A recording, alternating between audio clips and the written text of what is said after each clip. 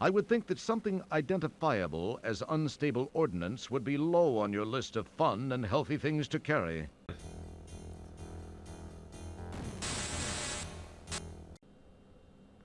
Hey there viewers, and welcome to the channel. My name's Matt, and today we are going to be playing through Space Quest 4. Like normal, I am playing this on some original hardware, and today's hardware of choice is my very first computer that I built, a 486 DX280. So let's begin. This version of Space Quest 4 is the CD-ROM enhanced version with talking. The very first version of Space Quest 4 was disc-based, and it basically had text dialogues similar to the earlier Space Quests. But this one here had Gary Owens, who was a very popular voice actor in the United States, go through and actually voice act all of the dialogue. And as normal, we are having a nice little intro screen here, except now we've upgraded our SCI engine from our EGA to our 256 color VGA. I remember back in the day when I first played this was a massive leap in graphics quality, and it was like being there with the real thing. Kind of like when you first see a Blu-ray or a 4K these days, it was that mind-blowing. As we can see here, the credits, the usual people are involved. Scott Murphy and Mark Crow were the two principal authors, along with the development team. We rejoin our friend and semi-hero Roger Wilco as he rockets back toward his home planet Xenon, which he hasn't seen since Space Quest 2. Having successfully rescued those two ingrates from Andromeda, he decides a pit stop on Magnifius is in order.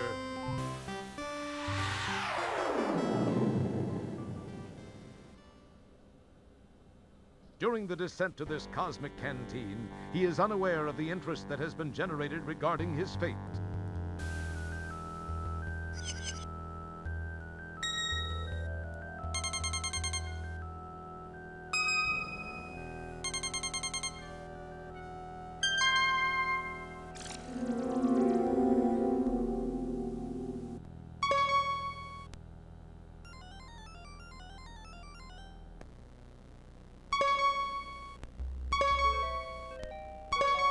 We have confirmation of his position, Master. Off to Magnifius with you then. It is time for Wilco to meet the fate which I have crafted for him. As our story begins, we find the aluminum mallard parked outside a seedy spaceport bar.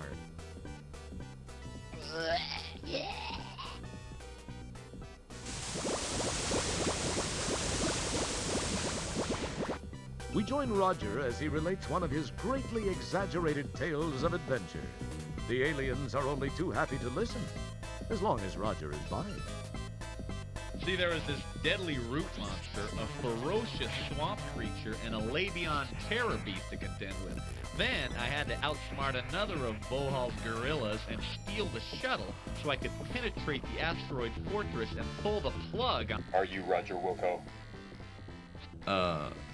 Yeah? Please come with me.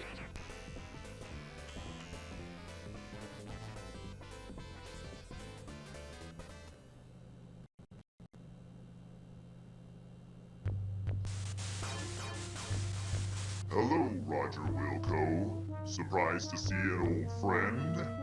You have no idea how special this moment is for me. This is no chance encounter, I can assure you. I have this one loose end to tie up before I begin my reign as the supreme being of all that exists. I do not like to lose.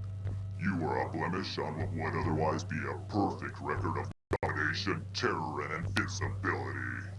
Besides, I'm still a bit miffed about that asteroid deal in Space Quest 2. Anyway, to relieve the pain of my humiliation and to prevent you from being a pain in my future, you must die. It's been nice seeing you one last time.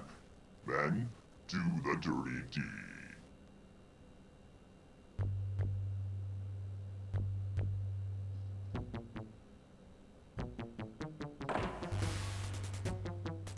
You go left and split them up. Mr. Wilco, follow me and do exactly as I say. Let's move!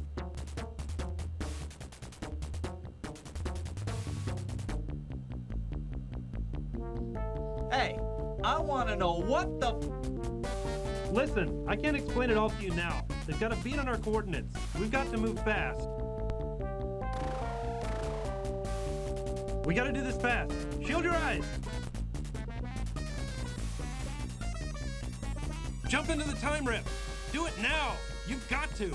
If I take the time to explain, we're both parking lot pizza. You'll understand soon.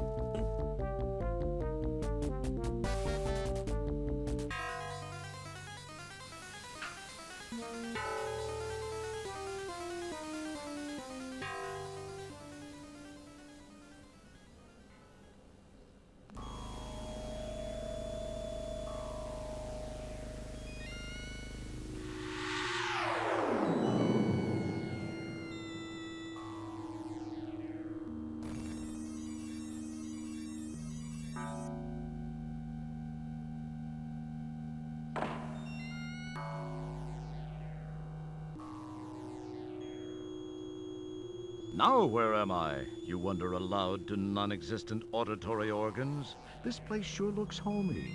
Hey, wait, this looks just like Xenon. It is Xenon. It's really a Pio. Along with the changes induced by an armed conflict, the city looks different, more modern, with a heavy dash of post-disaster seasoning. Casually glancing at the status line, you happen to notice that you're in Space Quest 12. What's happened? Who was that guy with the overdeveloped hairdryer? Why did you let yourself be talked into jumping into some strange shimmering hole? Why are you talking to yourself? These incredibly intriguing questions will quickly be forgotten with barely an electron stirred in that well-armored orb atop your shoulders. Okay, so this Space Quest playthrough is going to be a little different to my normal style. As you've just seen in the intro, there is a lot of talking done by the narrator, so that's really good for me because it means I don't have to fill the silence nearly as much. So as you've seen, we're starting off in Space Quest 12. We were kind of in Space Quest 4 there for a little bit, but Sludge Vohauls, which is rather convenient that we just finished our Space Quest 2 playthrough, has returned to seek revenge from us destroying basically him and his asteroid fortress in Space Quest 2. So here we are. We have a new set of controls for Space Quest. It is now a point and click interface, so we have walk, look, hand, which is basically interact with or pick up, speak, smell, and taste. The little satchel here is our inventory, and then right over here on the right we have our controls to save, restore, and all that sort of thing. So again, the interface is a little different to the older SCI and AGI based engines. But now, let's get right into the game. So if we just look around... You are in the southern area of a rare clearing in this destroyed cityscape. Your home, as you remember it, does not exist in this period of time. A huge boil of a structure clogs the horizon. Okay, so there's this massive structure. What's this about? The large structure in the background captures your curiosity. Okay, so that large structure is where we've got to head, but not just yet. So let's have a wander around and see what we can find. So you can see here, if I walk sort of to the left, it kind of actually pushes us up a screen. There's the large structure again. We have another couple of buildings. A once prosperous bank building stands partially wrecked and sealed shut. The relatively undamaged building shows no entrances. So these buildings are all sealed up and there's not a lot to do. You may have noticed the bunny on the earlier screen. We can have a look at that. A brightly colored mechanical hair wanders about. Now, for those of you who grew up in the 90s, you may remember the Energizer Bunny that used to run around. Again, this is kind of a play on the Energizer Bunny. And also, if you, I guess, grew up at any point and are familiar with the Star Wars universe, you would have noticed in the intro that, again, we've parodied some stormtroopers and some rebel forces. Oh, okay. So I've just stumbled into something I wanted to come across later. But there's these guys walking the street. And this is one of them.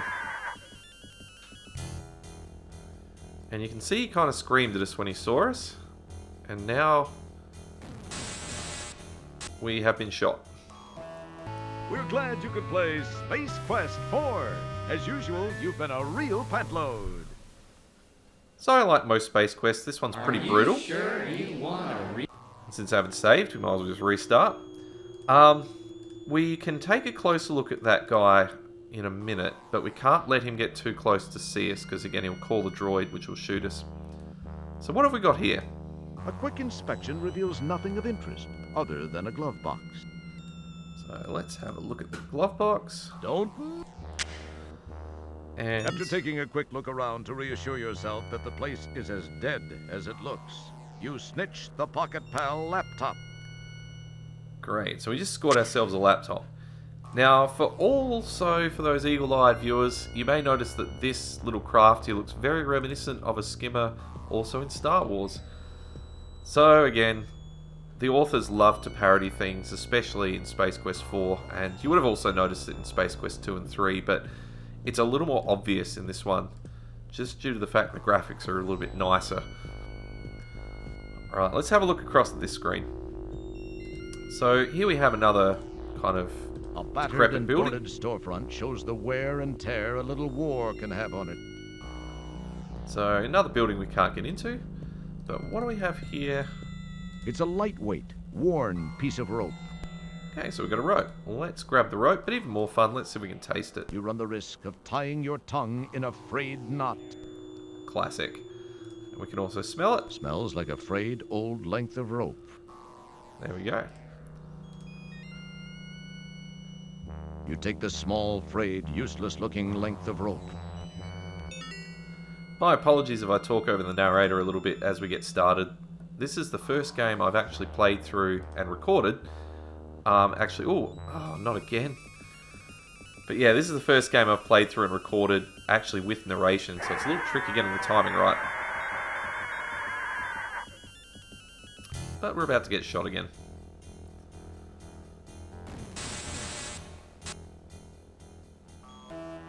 We're glad you could play Space Quest 4.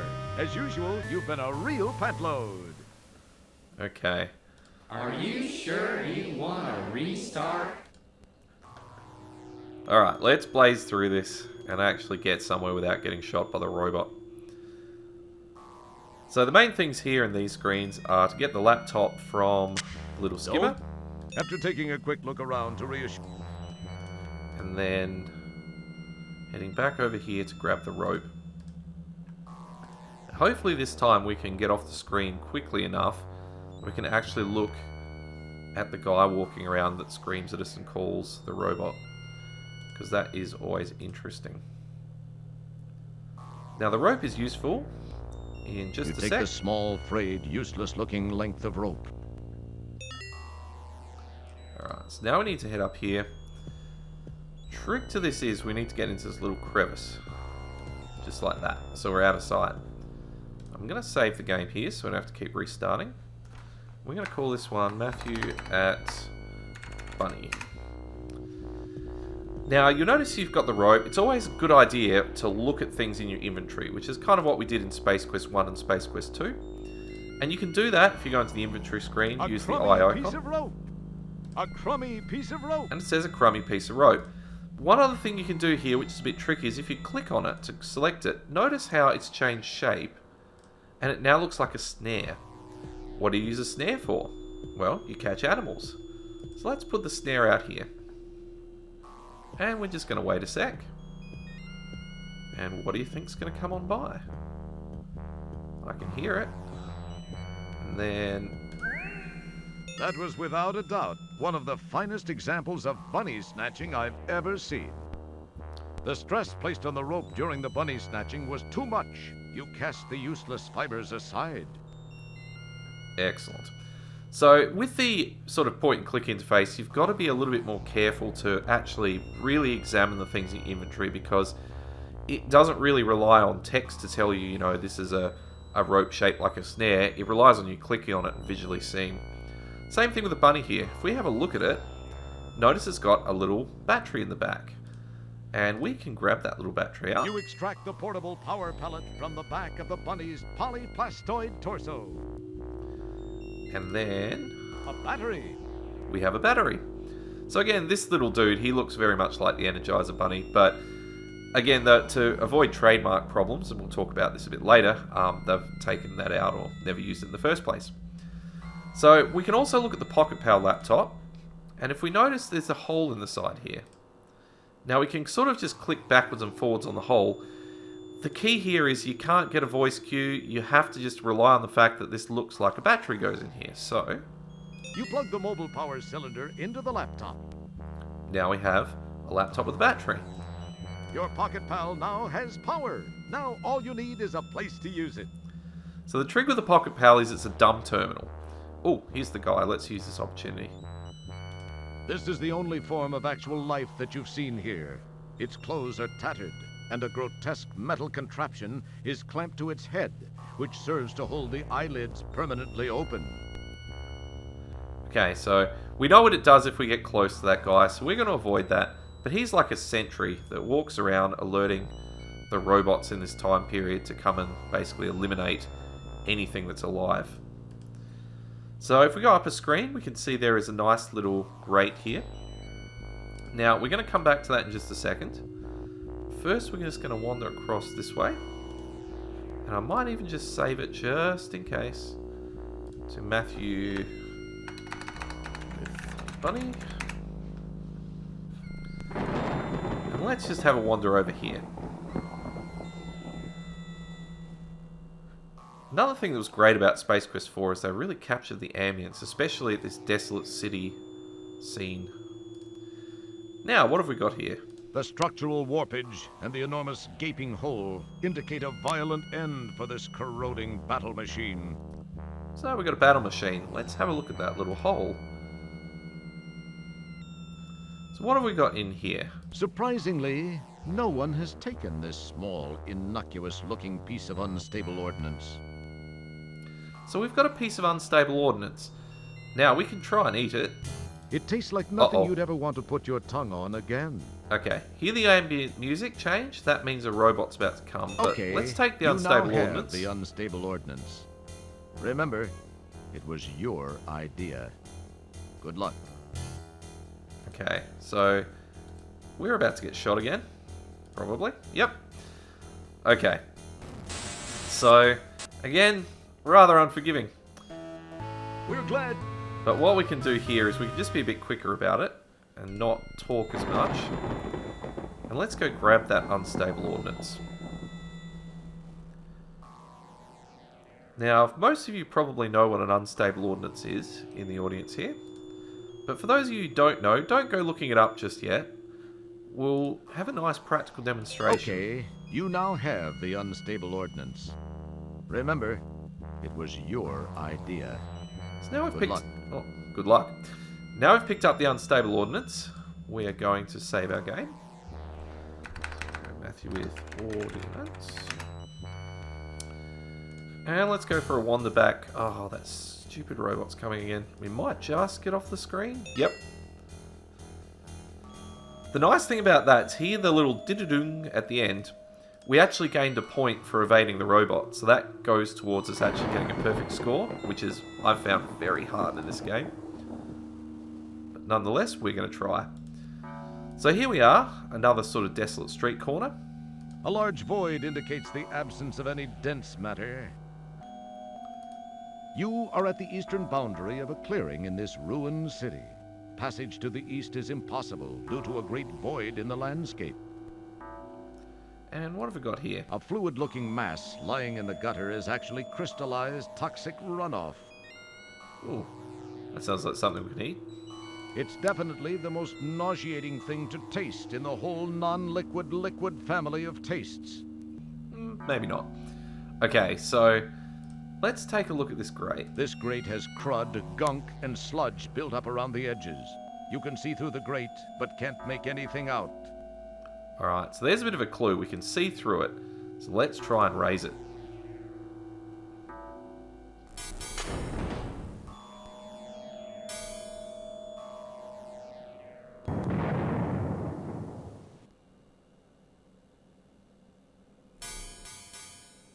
I would think that something identifiable as unstable ordnance would be low on your list of fun and healthy things to carry. We hope you'll get yourself together and rejoin us. Isn't this a blast? So the one thing I absolutely love about Space Quest 4 is all of these classic comments. Now, this is going to be a bit tricky. We can hear the ominous music. Unstable ordnance. Oh, sorry. A piece of unstable ordnance. So it just calls it a piece of unstable ordnance.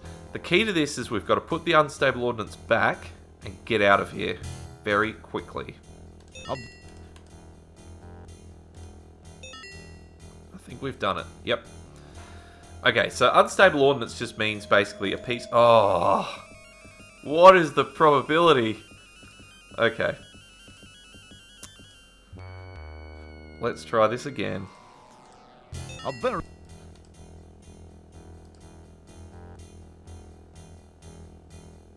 No.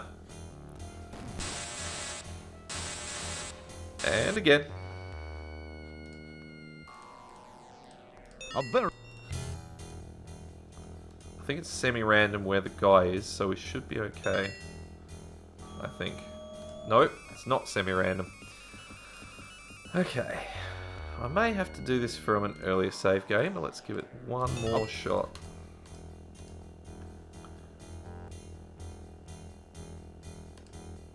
How did I do this the first time?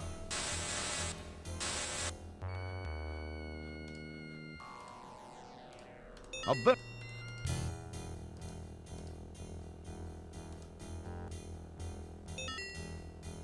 Hopefully that brings me out screen over. Yes, it does. Awesome. Okay. So, an unstable ordnance is basically a piece of munitions that, by definition, is not stable. So it's an explosive that can kind of, go off randomly. So we don't want that when we jump down a storm grate. Hey, So let's try this again without the unstable ordnance. Just one other thing to add was that I always loved the animation of when Roger blew up, dropping down into this area, and you'd see the storm grate fly into the air and it came down about 5 seconds later. It doesn't seem like much today in today's video games, which are very realistic, but in this era, that was an absolute classic and very, very unusual. Nonetheless, here we are in this little underground area. We can sort of see that there's a bit of a desk going on here. There's some sort of wiring thing. So let's have a look around. The strange little pedestal has wires running between it and the wall. Okay. The desk is not exactly executive caliber.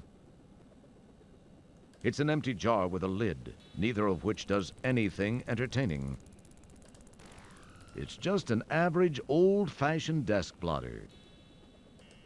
It's very pleasant looking. Okay, so there's a jar here. Who knows when a jar can be useful, so You let's take the grab jar it. into custody. And as for the desk blotter, well, who knows? Let's take it. Ah, a button. Perhaps I'll give it a press. It's the classic button under the desk blotter.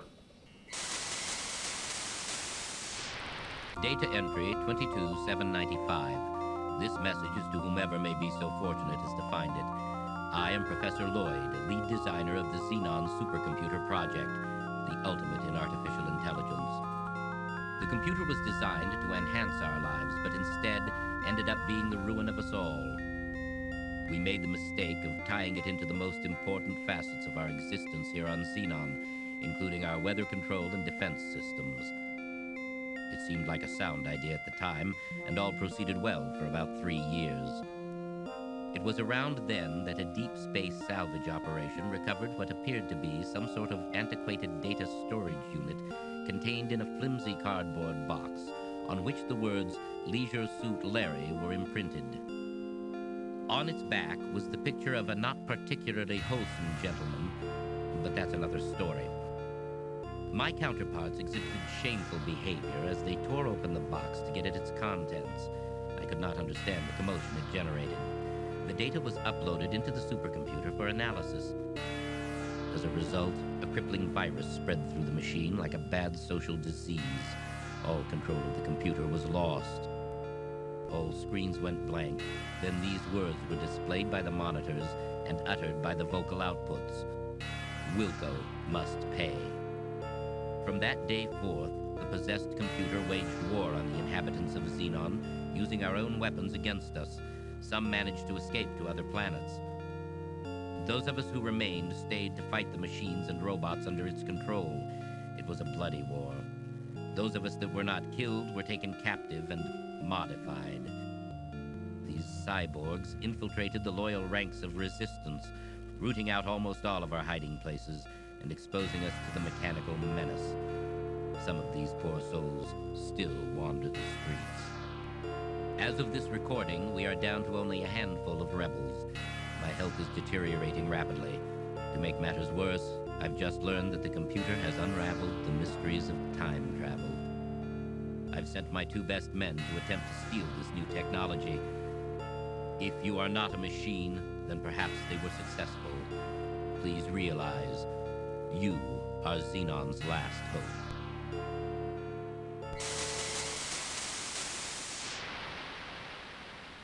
So now we have the answer to a few questions. The first one is, where did Vohaul come from? Well, he put himself somehow onto a Leisure Suit Larry disk, which was found in a deep space exposition, which some people in Xenon picked up just randomly and then uploaded to their supercomputer, which was at that time in control of the entire planet. Problem is though, Vohaul had one purpose at this point, and that was to exact revenge, and particularly revenge on Roger Wilco. So at this point, the game takes on some Terminator vibes here. We've got an artificial intelligence that's bent on destroying all of, Xenon and humanity, and in particular Roger Wilco. And they've just unlocked the secrets of time travel, hence why we've gone forward into Space Quest 12. I cannot convey how much 5 to 10-year-old me, when I was playing this game, thought that was so cool. This has got it all. You've got some Star Wars, you've got the Terminator, you've got time travel, you've got the humour of Space Quest. It is the perfect recipe. So, hopefully, you can ride along with me here and also enjoy all of these things coming together to make an excellent story. So, again, having some context, we now know what we need to do. We've got to stop Vohaul again, basically. And to get out of here, we can use this convenient door. And let's go into this weird... You peer into the darker area beyond the hatch frame and see nothing particularly revolting. Oh, that's good.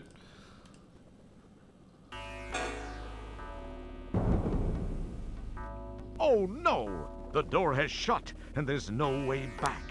What are you going to do now? So here we are in a sewer system. Luckily, this isn't much of a maze. It's basically I think it's like a figure 8 pattern if I remember correctly. So we just need to kind of wander until we find our way out. But notice that there's these little grates. There's a small vent set into the side of the sewer tunnel. Unfortunately, it looks way too narrow for a space janitor, even a skinny one, to squeeze inside. Okay, so we're not getting out that way, but nonetheless they're here. So we need to just keep an eye out for those, because one wrong move and something's going to happen. As a matter of fact, I might just save it somewhere around here. So let's call this one Matthew in Sewer. Alright. So as we wander down here, something's going to happen.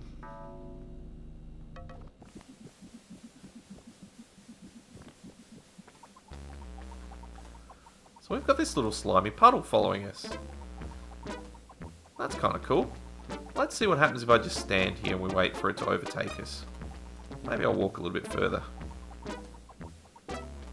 Oh.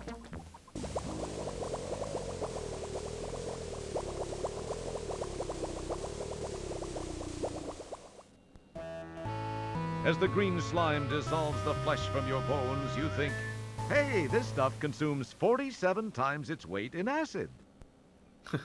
Classic. Okay, so the slime is a little bit acidic. Now, remember we picked up a jar earlier. Maybe some acid will come in handy a little bit later in the game. So let's try and scoop some of this stuff up before it scoops us up. Now, on a faster computer and on an emulator, this is actually much harder than it is playing it like here. All you have to do is stand to the side. Okay. And use the jar on the slime. You scoop up the slimy secretion. Better get away now before it scoops you up. So just walk to the side of it. off it goes. Let's do another little save. Okay. So now we've got the slime. Convenient ladder.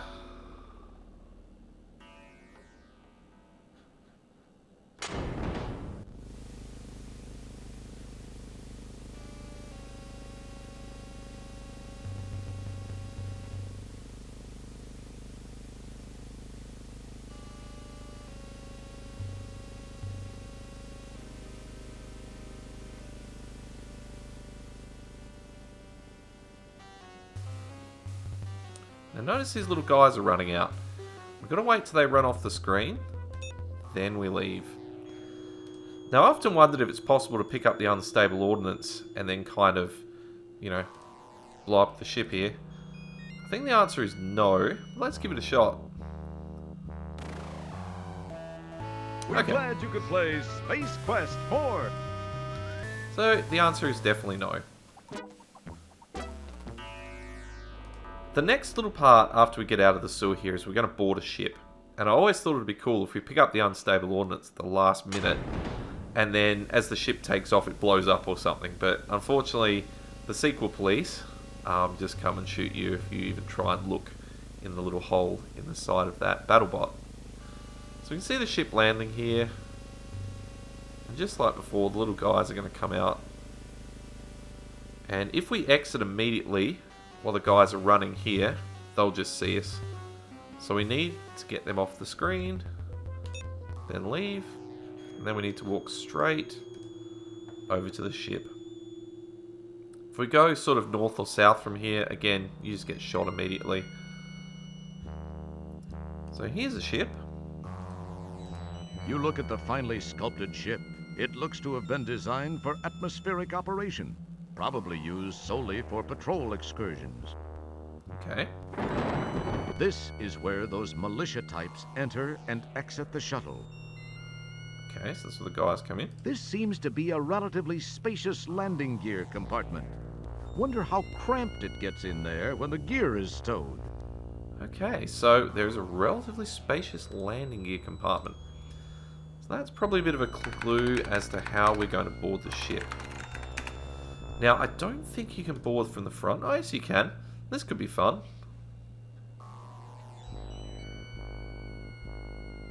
The young shuttle pilot, his seat suddenly humidified by your surprise entry, fires his pulse ray.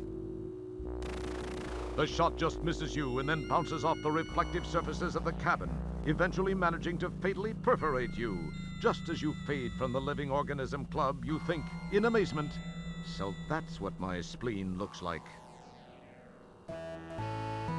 Just as you fade from the living organism club, you think in amazement, so that's what my spleen looks like. Man, the commentary is on point at the moment in this game. I love it. Alright, so, not a great idea to board it where the guys go in, but let's try the landing gear instead. This seems to be a relatively spacious landing gear compartment. Wonder how cramped it gets in there when the gear is stowed.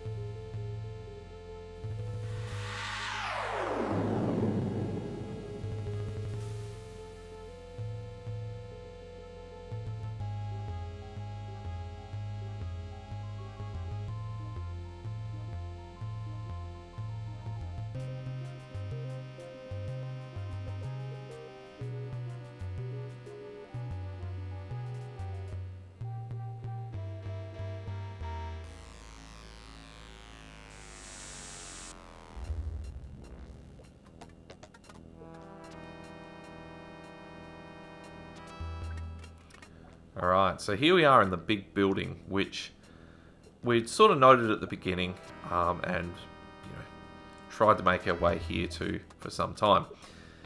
One thing I will talk about just very quickly at this point before we continue is how good is the musical score in the background for Space Quest 4. I know it was it Seelenberger or something like that did Space Quest 3, which was also awesome, but I'm not sure. I must look at the credits who did Space Quest 4, but they very much managed to capture the atmosphere when playing this game, which is great. Anyway, let's have a look around here. This is a fueling unit for the patrol shuttle. This is the patrol shuttle you hitched a ride on. Okay, so nothing much to do there. Let's just save it as Matthew in big building. Alright, so let's have a look to see what is to our right. And from what I remember, it's not good.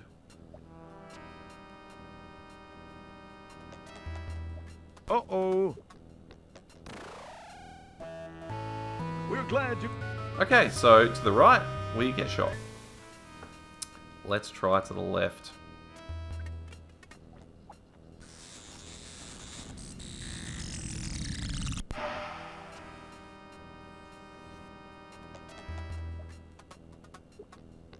I've just completed a scan of the lady. No sign of presence at this time.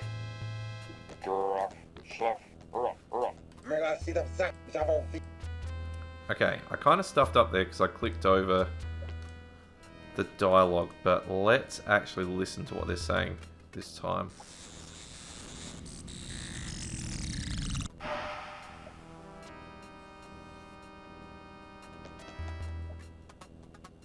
I've just completed a scan of the Labion sector of Space Quest 2. No sign of presence at this time.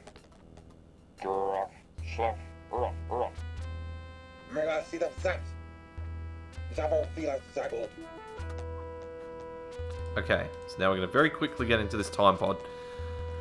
What didn't make sense to me, and it still doesn't to this day, is how they didn't see me and shoot me. But nonetheless, we overheard them say they've been to the Labion sector in Space Quest 2 and they've not found sign of presence.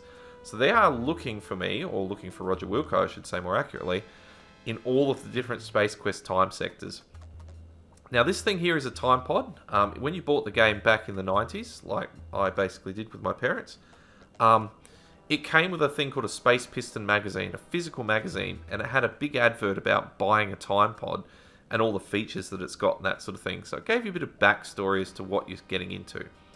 But if you've bought the game digitally, I think from either Good Old Games or anything like that, I'm not sure they give you that documentation anymore. Maybe they give you a PDF or something like that. And if that's the case, it's well worth having a read of that magazine. But here we are. We're in the space pod. Now, notice there's a keypad on our right, and it's got some weird symbols. Question mark, some weird eye thing that looks like a C, weird eye thing, and a C. That is the current time coordinate. Now, the trick to this is, the current time coordinate is obviously where we are. Now, we are in Xenon in Space Quest 12. We might want to come back here at some point, obviously. So if we don't know what that time code is, we are somewhat stuck. Now, this time code does change every time you play the game. So what I used to do as a kid is I used to get a pen and I used to sort of scribble down the little shapes, and that way you can go, back to Space Quest 12. But this being the future, and I have a phone with a camera on it, I'm just going to take a little photo of it, just like that.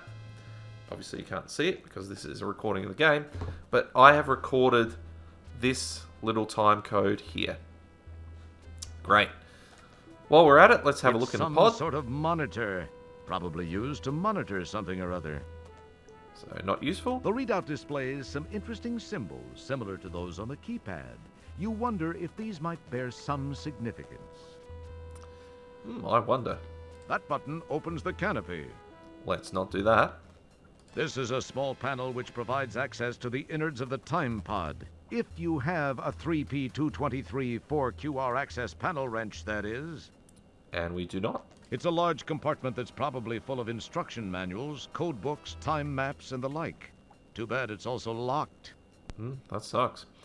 Okay, so unfortunately we don't have the taste and smell icon in here to play around with, but you know, let's just say in real life, here we are, we're in a time pod and we don't know what we're doing. What are you going to do? Let's mash buttons. The powerful quad quark drives Rev to life. Time and space bend under the fibrillations of the time rip transfluxers. Your adrenaline and stomach reel with the hyperbolic hyperbole. And finally, Nothing much happens. That must not have been a valid code. Try again. So that wasn't too successful, but hey, you know, if at first you don't succeed, try again. Oops. The powerful quad quark drives Rev to life. time and space bend under the fibrillations of the time rip transfluxers. Your adrenaline and stomach reel with the hyperbolic hyperbole. And finally, there we go, success. In reality, it does not matter what you punch in at that point, you've just got to do it twice. I chose to just press that little eye symbol multiple times because that's easy to remember if I have to come back.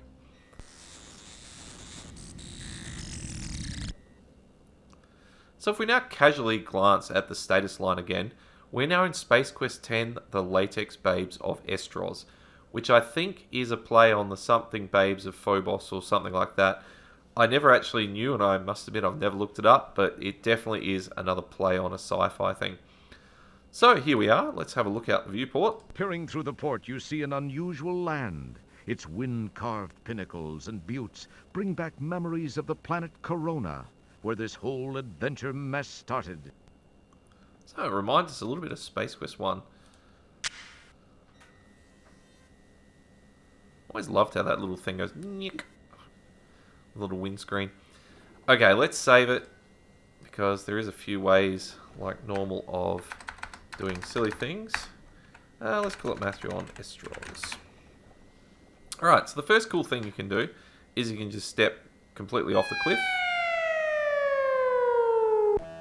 We're glad you could play. Don't really get a funny death message for that one, but nonetheless, need to be careful that we don't do that in the future. Well, let's head over here to the left and see what we can see. Again, more sort of buttes and mesas in the background. I think they're called mesas. I'm not a geologist.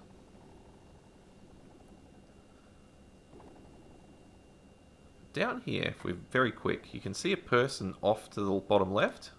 A mysterious shadow quickly moves from your view. So we see a shadow, so we are not alone here. And I just clicked over that message, unfortunately, but it basically said, you get the feeling you are not alone. The one downside to the voice-based system versus the text is it's very easy if you click the mouse button while the narrator is speaking to actually cut it short. The water here is quite deep. So there's deep water here. That's kind of interesting. So yeah, you got to be careful you don't click too much in a frenzy, because the narrator might be trying to speak. Alright, let's head back up here. So we know there's sort of a deep puddle pond thing. You can't swim in it, but nonetheless, it's good to know it's there. Whoa! What was that? Okay, so some large flying creature just buzzed over our heads. And that's going to become relevant very soon. So let's have a look down here to the south. See what we can find.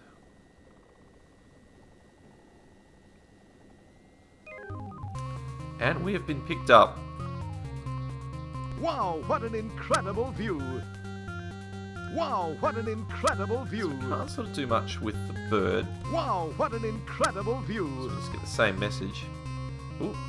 You see a huge nest in the distance below you. Can we taste the bird? Nah, you'd rather not. You never know where it's been. It's probably the most nauseating thing to smell in the whole family of smells. So as you probably guessed, the smell and taste icon aren't really useful for anything except entertainment purposes in this game. But it's kind of funny just to use them every now and then and see what humorous responses you can get. Hey, those Talon things hurt. You didn't much care for the landing either. Okay. The huge nest is constructed of sticks and assorted being parts gathered from this bleak planet. It is then cemented in place by a generous helping of pterodactyl saliva. Charming. My. Rather than the sequel policeman penetrating the inner sanctum of the nest, the reverse obviously occurred. So, it looks as though another unfortunate adventurer is suffering a similar fate. Okay, so we can see this guy flapping around there with the eagle.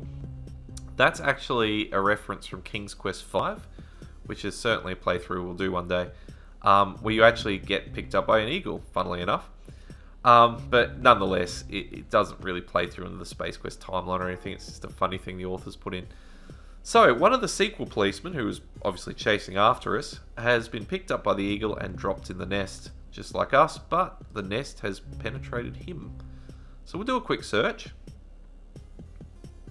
You frisk the skewered sequel policeman and turn up a paper-wrapped wad of used chewing gum. Okay, so we've got a used chewy. Let's have a look at that. This lumpy paper-wrapped wad looks mighty interesting. Right, can we do anything with it? These symbols look vaguely familiar. So now, where have you seen them? I wonder.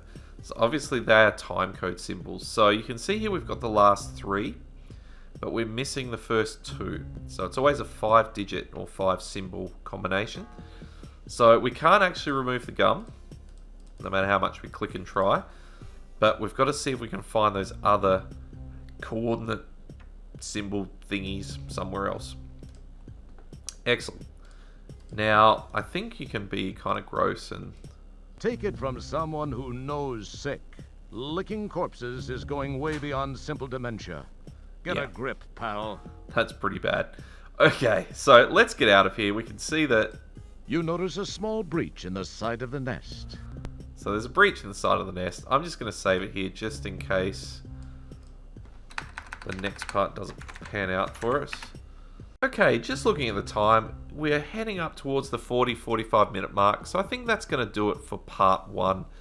Thank you so much for watching. If you've enjoyed this playthrough, please consider giving it a thumbs up. It doesn't cost you guys a thing, and it really does help the channel to grow. I will catch you for the next one. Later.